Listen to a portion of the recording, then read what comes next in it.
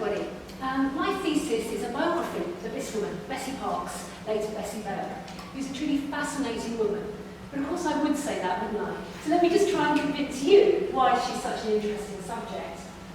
Bessie Parks was one of the most important figures in the campaign for women's rights in the mid-19th century in Britain.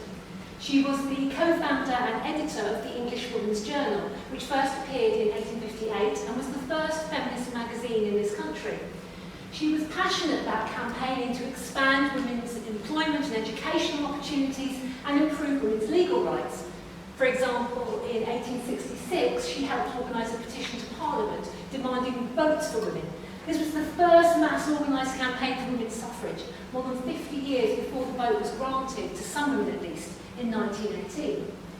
And Bessie was also a prolific writer, and her wealth of her writing survives, both published and private material, poetry, letters, essays, journals, and I draw upon this in my research, looking at what they reveal about her political outlook and her personal ambitions.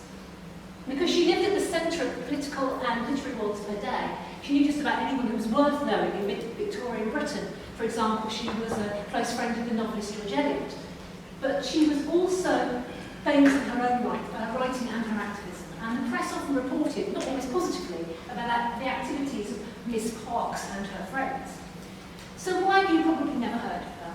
Well, she's part of this early movement of feminists, the generation before the suffragettes, and they've never received the same kind of attention as later feminist movements, and that's something I hope to contribute towards changing. But Bessie's life isn't only defined by her public work as an activist.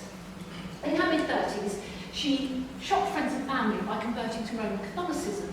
She then married a Frenchman and moved to France and drifted away from campaigning. 5 years into their marriage, her husband died suddenly, leaving her alone with 2 small children. She then lost almost all her money in a bad financial investment. She managed to support her children on her earnings as a writer and watched them both grow up to become successful writers themselves. My thesis recovers a neglected figure in feminist and literary history, and a truly fascinating life story. I look at how Bessie's writing and life intertwine, and what I can learn about her outlook on the events of her time, and how her views shifted over her long life.